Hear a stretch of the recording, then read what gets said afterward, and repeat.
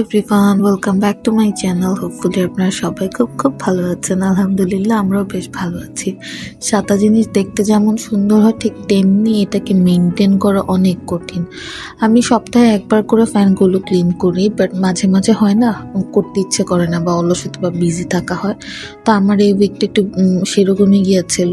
হঠাৎ করে তাকিয়ে দেখি ফ্যানগুলোর দিকে তাকানোই যাচ্ছে না, প্রচুর ময়লা হয়ে গিয়েছে। তো সাথে সাথে কাজে লেগে পড়লাম। ফ্যান মোছার পাশাপাশি রুমগুলোর চাদরগুলোও ক্লিন করে দিয়েছিলাম। আমার না যেদিন মনে হয় যে আমি ক্লিন করব, সেদিন আমার আসলে সব ক্লিন করতে হয়। আর ফ্যান যেটা হয়, একটা যদি ক্লিন করি বাকিগুলোর দিকে তাকালেও মনে হয় যে বাকিগুলোও নোংরা, তো ওগুলোও আমার দেখা যায় সাথে সাথে ক্লিন করতে হয়। সো আমি একদিনই সবগুলো বাসার ফ্যান ক্লিন করে থাকি।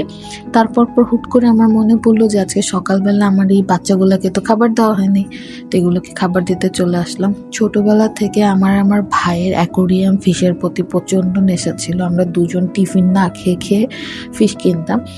আমরা এত বেশি বোকা ছিলাম, প্লাস এতই বেশি ফিশের নেশা ছিল, আমাদেরকে অ্যাকোরিয়ামের দোকানের লোকজন ট্যাংরা মাছ আমাদের দেশে বলে, এখন বুঝি ওইটা ট্যাংরা মাছ, যখন তো বুঝতাম না। আমাদেরকে ব্ল্যাক টাইগার ফিশ বলে বিক্রি করতো, আর ওগুলো আমরা অনেকগুলো দাম দিয়ে কিনে নিয়ে আসতাম। কয়েকদিন থাকার পরে দেখা যেত মরে যেত, বাট আমরা অসম্ভব খুশি হতাম ওগুলো কিনে আনতে পারলে। গোল্ডফিশ পালতাম, গাপ্পি, আরও কী কী যে কিনতাম। এখন আমার হাজব্যান্ডকে যখন এই গল্পগুলো বলি, লিটারেলি ও হাসে আর আমাকে পচায় বেড়ায়। ইভেন তখন সম্ভবত আমার ভাই পাঙ্গাস মাছও কিনে নিয়ে আসতো, হোয়াইট কালারটা। এখন কত কিছুই না চিনি, তখন যদি চিনতাম এতগুলো টাকা হয়তো নষ্টই হতো না। যাই হোক, এটা আমি রেখেছি আমার ডাইনিং এরিয়াতে। আমি যখন খাওয়া দাওয়া করি বা এখানে একটু বসি বা কিচেন থেকে যখন একটু তাকাই, যখন দেখি এগুলো পানির মধ্যে সাঁতার কেটে বেড়াচ্ছে, খেলছে, আমার খুব ভালো লাগে। আমাদেরকে খাবার খেতে দেখলেও খুব মনটা ভালো হয়ে যায়, থেরাপির মতন কাজ করে। তো যাই হোক, আমি অফ ক্যামেরাতে আর বাকি ফ্যানগুলো মুছে নিয়েছিলাম, শুধু আমার বেডরুমের ফ্যানটাই মুছে বাকি ছিল। আমার বাচ্চারা যেহেতু ঘুমাচ্ছে, আমি এখন ফ্যানটাও মুছতে পারবো না। তো এই যে একটু একটু করে ফিশদের সাথে খেলছিলাম। ওরা না এখন চিনে ফেলে যে খাবার দিতে আসছে আমি, যে দেখেন আমি আঙুল দিচ্ছি, ওরা চলে আসছে। আমার এটা খুব ভাল লাগে, এত মজা লাগে। আমি প্রায় সময় যে দাঁড়িয়ে থেকে যে বললাম, আমার সবগুলো রুমের ফ্যান মুছেছে, শুধু আমার বেডরুমেরটাই মুছে বাকি। আমাদের এই রুমের ফ্যানটা না অনেক পুরনো হয়ে গিয়েছে, কিন্তু আমরা ফেলছি না, কারণ এই ফ্যানটা আমার শ্বশুর কিনে দিয়েছিল।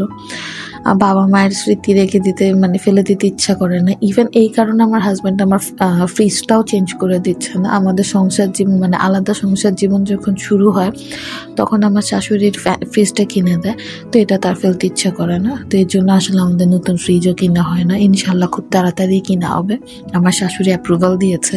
তো এই তো পুরো বাসা মোটামুটি ক্লিন। গত ভিডিওতে সম্ভবত বলেছিলাম আমি আর হেল্পিং হ্যান্ড রাখবো না, ট্রাস্ট মি, তার কিছুক্ষণ পরে আমার হেল্পিং হ্যান্ড চলে এসছে। আর তার ফেসের দিকে তাকে আমি তাকে আর কিছুই বলতে পারিনি, তো সে আবার কাজ করতেছে। যাই হোক, তো সে আমাকে রুটি বানিয়ে দিয়ে গিয়েছিল। তো এই কাজগুলো করতে করতে এর মধ্যে আমার হেল্পিং হ্যান্ড এসে ঘর মুছে দিয়ে যায়, রুটি বানিয়ে দিয়ে যায়। তো আমি টুকটাক যা ধোয়ার জিনিসপত্র ছিল সেগুলো ধুয়ে ফেলি। আমার না আসলে হাঁড়ি পাতিল অন্য কাউকে দিয়ে ধোয়ানো একদম পছন্দ না। আমি যদি পারতাম আমি নিজে রুটিটাও বানাতাম, কিন্তু এখন আসলে ব্যাক পেইন করে। আমার তৃতীয় সিজারটা হওয়ার পরে আমি এখন আর পারি না রুটি বানাতে। তো এখানে আমার বাচ্চাদের জন্য আমি অল্প একটু ভাত বসিয়ে দিয়েছিলাম, ডাল যে হচ্ছিল, আর আমি টমেটোর চচ্চড়ি করছিলাম। আমার টমেটো চাটনি খেতে অনেক ভালো লাগে।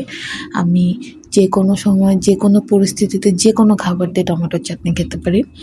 আজকে আমার ইচ্ছা করছিল একটু মাছ ভাজা করব, তো এখানে আমি মাছটা ম্যারিনেট করে রেখে দিয়েছিলাম। তো এই যে আমার টমেটোর চাটনি হচ্ছে। আর বিকালে বাচ্চাদেরকে ভাবলাম যে একটু নুডলস দেব, যেহেতু ওরা এখন ঘুমাচ্ছে, আমি এখন আর আমার রুমটা গুছাতে পারবো না, তো কি আর করার, রান্নাবান্নাই কমপ্লিট করে ফেলছিলাম। এখানে আমার টমেটো চাটনি হয়ে যায়। এই রান্না বান্না করতে করতে আমার হুট করে অনেক ক্ষুধা লেগেছে। আমার হুট করে মনে পড়ে যে বাসায় মিষ্টি আছে, যদিও জিনিসটা খাওয়া ভালো না, বাট কি করব বলেন, মিষ্টি খেতে কার না ভালো লাগে। তো এই যে আমি খাচ্ছিলাম, এটা সম্ভবত ছানা ছিল না কি জানি, এখন মনেও নেই। এটা খেতে খুব মজা ছিল। লালটা আমার একদমই পছন্দ হয়নি, আমার এটা খুব ভালো লেগেছে। তো এটা একটা খেয়ে তারপর আমার হঠাৎ করে মনে হয়েছে যে আমার গ্যাস হয়ে গেছে। আমার প্রচণ্ড মাথা ব্যথা করতেছিল, বুক জ্বলতেছিল। এগুলো আসলে ছানা জাতীয় খাবার খেলে প্রচণ্ড গ্যাসের প্রবলেম হয়, বয়স হয়ে যাচ্ছে হয়তো। তো এরপর এই যে আমার বাচ্চাদের জন্য নুডলস আর পাস্তা মিক্সড করে হচ্ছে সিদ্ধ বসিয়ে দিয়েছিলাম, আর ডিম ভেজে মানে মাছ ভেজে নিচ্ছিলাম। আমি নুডলস একটু সয়াবিন দিব আর চিকেন বল দিব, তো এখানে আমি সয়াবিনগুলোকে গরম পানিতে ভিজিয়ে রেখেছিলাম কিছুক্ষণের জন্য, আর এখানে মাছ ভেজে নিচ্ছিলাম। এখানে আমাদের বিড়ালের মাছও ছিল। আর এই যে আমার স্পেশাল চা, যেটা ছাড়া আমি চলতেই পারি না, যদিও এখন আমি অনেক কমিয়ে এনেছি। আগে দেখা যেত দিনের মধ্যে 4-5 কাপ খেতাম, এখন সর্বোচ্চ 1 কাপ খাই। আসলে আমার ঘুম একেবারেই হচ্ছে না, আমার প্রেশারটাও খুব বেড়ে আছে গত 2 বছর, যদিও আমার 2 বছর ধরে প্রেশারটা হাই, বাট আজকে 2 দিন ধরে প্রেশারটা আপ ডাউন করছে, শরীরটা একদমই ভালো যাচ্ছে না। তো এর মধ্যে আমার বাচ্চারা ঘুম থেকে উঠে গিয়েছে, ওদের টিচার চলে এসেছে, তো আমি আমাদের রুমের ফ্যান মুছে নিয়েছি আর চাদরটাও চেঞ্জ করে নিয়েছি। তারপর এই যে আরেকটা থেরাপির জায়গা দেখাই, আমার গাছ, আগে আরও অনেক গাছ ছিল। আমার এই সিঁড়িটা হচ্ছে বারান্দার নিচে রাখার কারণে আমি এখন গাছ খুব একটা রাখতে পারছি না। আমি মাঝখানে আমার শ্বশুর বাড়িতে বেড়াতে গিয়েছিলাম রোজার সময়, তো তখন গাছে পানি দেওয়া হয়নি, এই গাছটা প্রায় মরেই যাচ্ছিল, এটা আবার এখন হয়েছে।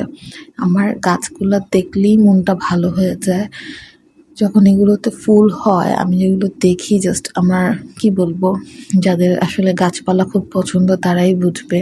আমার বেলি ফুলের নতুন কলি হয়েছে, যখন ফুলগুলো হয় সেগুলো আমি গন্ধ পাই, আমার খুব ভালো লাগে। আমার গোলাপ গাছে যখন ফুল হয় আমার মনটা খুশিতে ভরে যায়। এই যে স্নেক প্ল্যান্ট, এটা আমি আমাদের দাদুর বাসার থেকে একটা ডাল নিয়ে এসেছিলাম, সেটা থেকে বাচ্চা দিতে দিতে কতগুলো হয়েছে আমি আবার রিপোর্ট করেছি। তারপর রাত 8-9টার দিকে হুট করে একদম সুন্দর একটা ঝড় শুরু হয়ে যায়, মাশাআল্লাহ এত সুন্দর ঝড় হচ্ছিল, আমার এত ভালো লাগছিল। এই সুন্দর সময়গুলোর সাথে আজকের মতো বিদায় নিচ্ছি। সবাই ভালো থাকবেন, সুস্থ থাকবেন, আমাদের জন্য দোয়া করবেন এবং নিজের যত্ন নেবেন। প্রচণ্ড গরম পড়েছে, সবাই বেশি বেশি করে পানি খাবেন। আল্লাহ হাফেজ।